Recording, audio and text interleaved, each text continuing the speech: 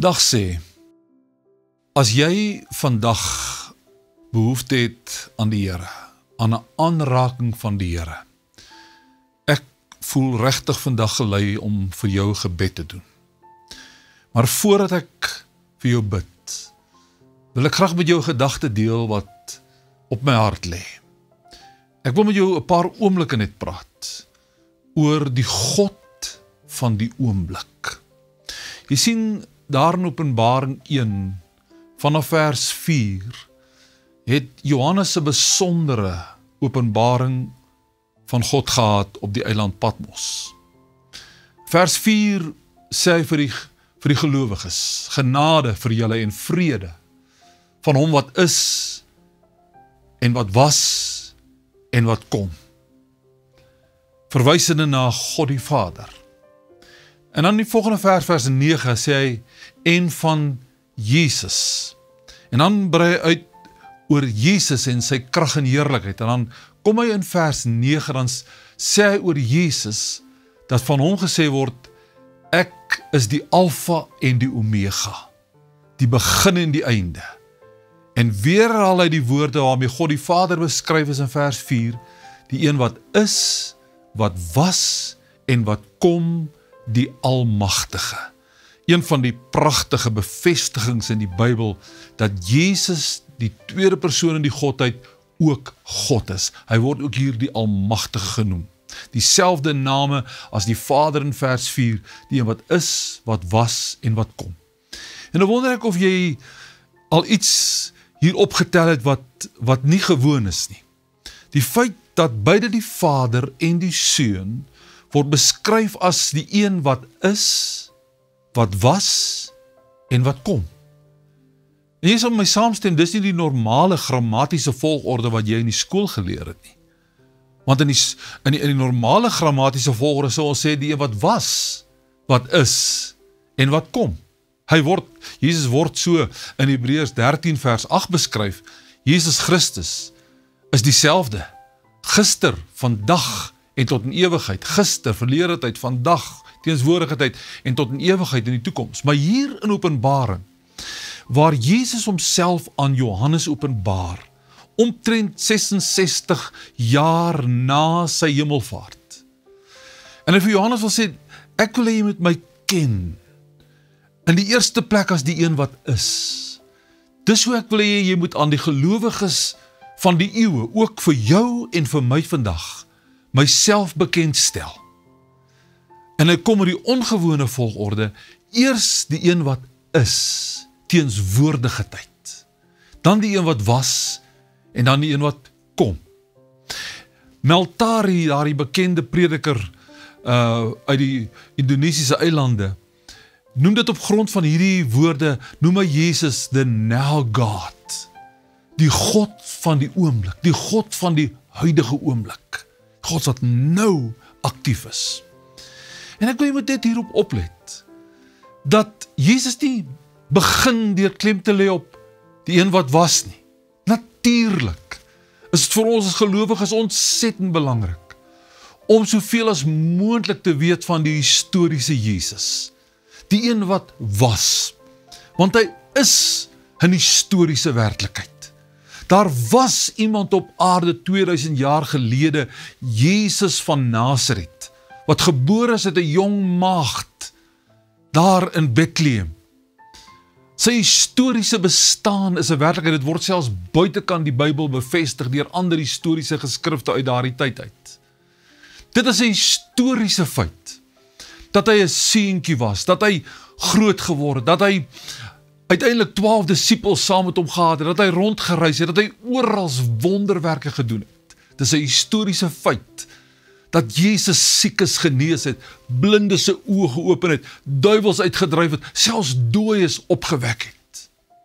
Dit is ook 'n historiese feit, dat Jesus gelei het onder Pilatus, gegeesel is, gekruisig is, en ook dat hy 3 dae later opgestaan het uit die dood, en daarna teruggevaar het hemel toe.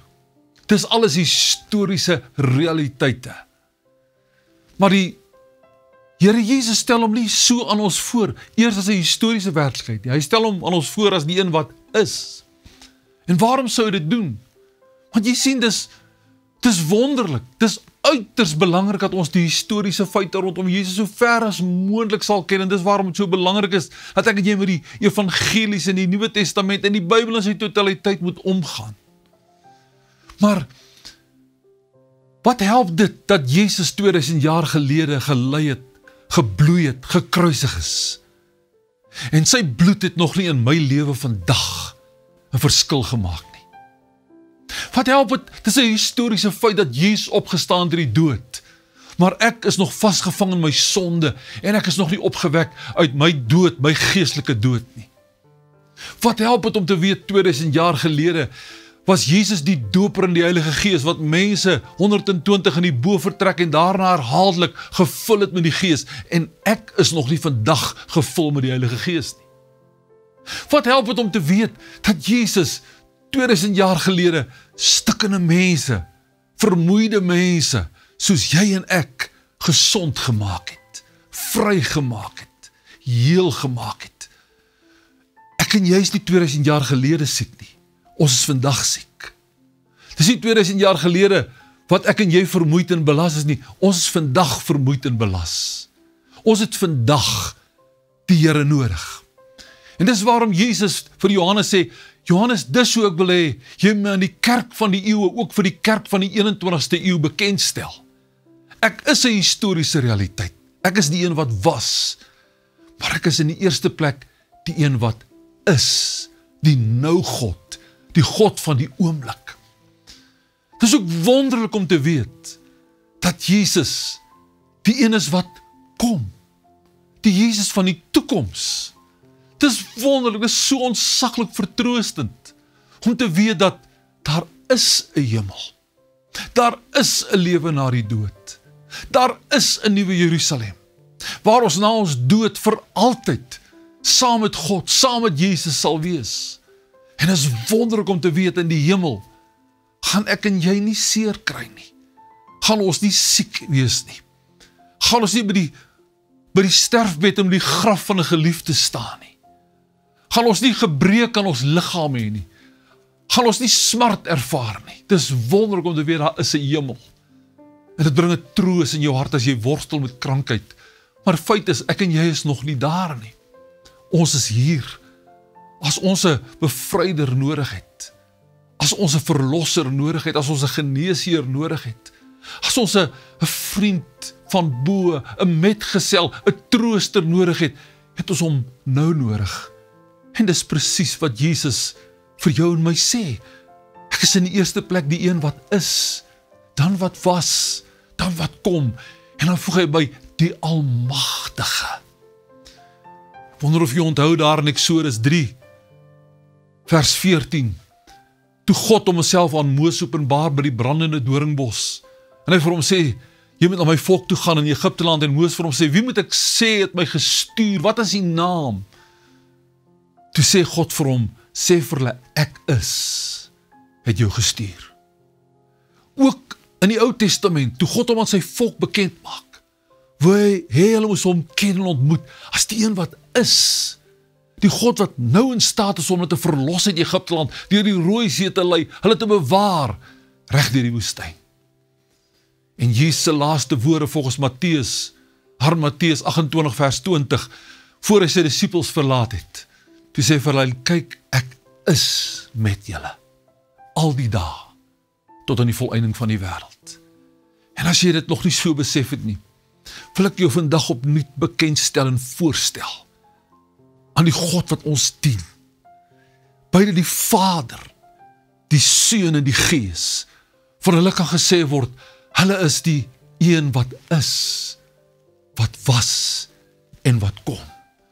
En as ek nou vir jou bid, wil ek jy moet dit vasgryp en glo dat dieselfde Jesus wat 2000 jaar gelede die onmoonlike kon waarmaak, is steeds die Almagtige, wat vandag in die 21ste eeu die mees relevantste wese is wat daar is, en wat vir jou in hierdie oomblikke kan aanraak. So dierbare vriend, vriendin, wat ook al die aard van jou krisis, of het in jou gemoed, jou gees, jou emosies, jou denke, in jou liggaam is, dalk in jou huwelik, in jou gesin, in jou familie, jou kinders, jou finansies, dank God, niks is by hom onmoontlik nie. En ek wil graag saam met jou bid, en ek glo, dat die Here in hierdie oomblikke, terwyl ons so saam vir hom verootmoedig, jou gaan aanraak, en jy gaan dit weet verseker, hy is die een wat is. Kom ons bid saam. Dierbare Here, dankie dat ons so deur u ontmoet word. Dat dit is hoe u uself aan ons voorstel. Die een wat is, wat was en wat kom, die Almagtige. En ons kom nou na die groot God, wat al daar in Exodus gesê het, ek is. En ons wil dit vandag bely, Here, u is God. U is die Almagtige. U is die alomteenwoordige. U is die groot en sterk verlosser. U is die groot geneesheer. U is die groot bevryder. U is die doper in die Heilige Gees. En Here, u weet wat die krisis en die nood en die pyn en die seer en die smart is van die dierbare persoon wat nou na my kyk. En ek wil nou saam met daardie persoon, waar hy of sy ook al is, my gemoed, my gees, my hart, my denke vereenselwig. En ons kom na die Almagtige Vader, in die naam van sy geliefde kind, Jesus Christus, wat gesê het, alles wat julle die Vader in my naam vra, sal hy vir julle gee. En ons weet dis volgens u wil, dit sal hy vir ons doen, Here. En ek bid dan nou, Here, soos daardie melaatse man vir Jesus gesê het, as u wil, kan u my reinig. En as dit u wil is, as dit volgens u plan en doel is, om nou hierdie dierbare persoon aan te raak, wil ek vra nou, deur die kragtige werking van die Heilige Gees, en in u naam, laat u teenwoordigheid daardie persoon nou omhels, en dat hulle ervaar die Here is by hulle, dat hulle ervaar hulle is nie besig met 'n stukkie geskiedenis, 'n storie uit die verlede nie, of droom van 'n pie in the sky, ergens in die toekoms nie, wat hulle nou Jesus in hierdie oomblik ervaar. En ek bid, o Here, tot u verheerliking, en in uitvoering van u belofte aan ons, dat u met ons is elke dag, dat u Immanuel sal wees, God met ons, en dat daardie aanraking van die Here, wat lewens verander, liggame gesond maak, huwelike herstel, kinders se lewens aanraak, ons finansiële situasie kan verander. Here, doen 'n wonderwerk vir elkeen wat in hierdie oomblik met geloof en vertroue na Jesus Christus uitreik. Ek dank u daarvoor, en ek wil bid van hierdie oomblik af, dat daar 'n ingrype duidelik sal word, wat tot getuienis tot eer van die Here sal lei. Aan u kom toe, by voorbaat, alle eer, alle lof, tot in ewigheid. Amen. Mag jy ervaar, dat die Here jou hart raak gesien het, jou gebed verhoor het, en dat jy hom sal beleef, as die God van die oomblik. Sterkte en seën vir jou.